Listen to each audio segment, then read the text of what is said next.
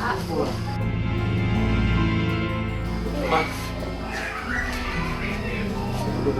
Bapak ngomong.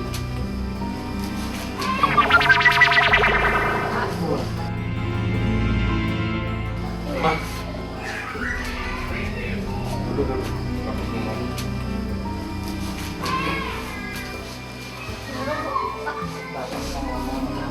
Mama, kamu berhenti aja kuliah ya. Kok berhenti kuliah, Pak? Bapak udah nggak sanggup lagi biaya kuliah kamu. Nggak mau, Bu. Mama nggak mau berhenti kuliah. Ya habis gimana? Begini keadaan kita. Mama nggak mau. Mama nggak mau berhenti kuliah, Bu. Ya nanti kalau Bapak ada duit lagi, baru Bapak kuliahin lagi. Mama nggak mau Bu, berhenti sekolah. Aku mau Bu sama teman-teman. Mama nggak mau. Ya habis siapa yang mau bayar, Nggak Nak? mau.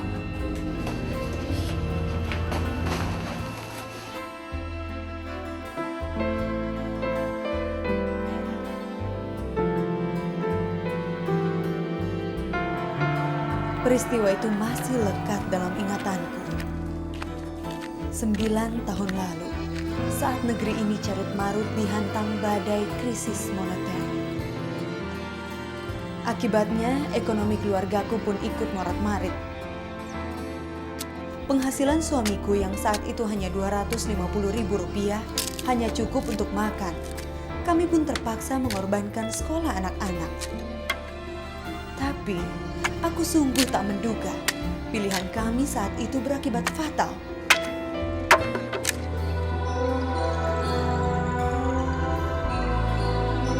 Anakku, ya, salah seorang anakku rupanya kecewa karena harus berhenti sekolah.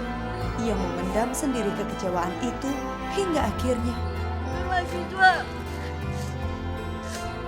Kedua master gue.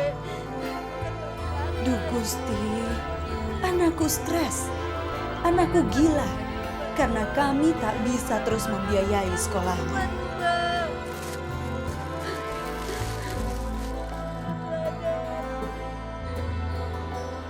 Namaku Rapiah. Di usia yang telah lewat setengah abad ini, aku harus menerima kenyataan pahit. Putriku, Siti Salamah, hilang ingatan. Salamah sering berkeliaran di jalan, berteriak-teriak, berpakaian compang-camping layaknya orang gila. Ia bahkan tak mau lagi dipanggil Salamah. Menurutnya, nama itu kampungan, tak sesuai dengan kondisinya yang terpelajar. Rupanya, Salamah menganggap dirinya masih kuliah. Sebenarnya Salama karena stres, dia bilang kan udah pindah nama, namanya Salma. Kalau saya namanya Salama, katanya kupingnya sakit. Jadi kalau dipanggil Salama marah. Saya dari kecil namanya Salma gitu, ya namanya orang begitu. Tapi kalau yang udah tahu ya ya udah. Sebenarnya udah nama Salmon. Iya Salmon.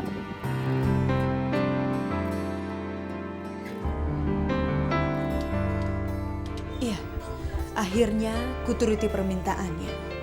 Aku tak lagi memanggil dia dengan nama asli. Memang, dari ketujuh anakku, hanya Salmon yang kami sekolahkan hingga bangku kuliah.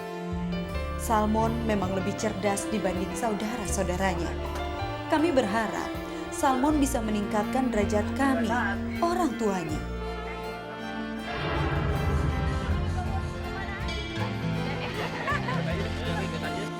Salmon ternyata sangat senang bisa kuliah. Ia tak canggung berteman dengan anak-anak orang kaya. Bahkan, Salmon diangkat sebagai ketua kelas di sekolahnya.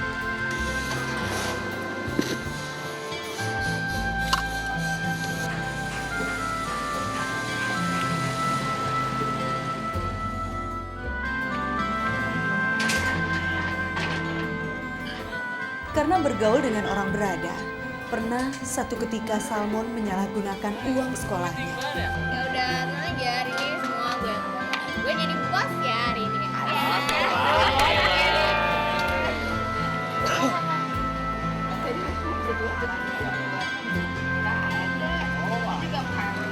Tentu kami kecewa. Untuk memperoleh uang itu, kami harus berhutang.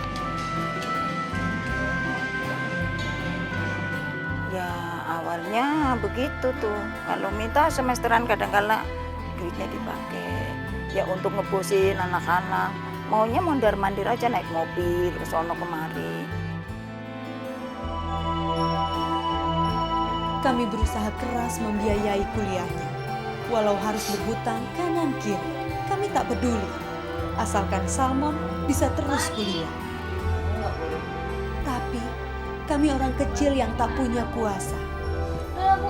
Saat krisis moneter, semua kebutuhan hidup meningkat. Kami malu jika terus berhutang. Padahal hutang sebelumnya belum juga terbayar. Kuliah Salmon terpaksa kami korbankan. Ya ibu sama bapak lah, masa sama sih yang bayar, siapa lagi? Udah ya, kamu terima ya. Kamu kenapa? Kamu kenapa kamu? Sejak saat itu, Salmon terlihat sering melamun. Tak jarang dia marah-marah tanpa sebab. Hingga 5 bulan kemudian, Salmon benar-benar tidak waras. Salmon gila.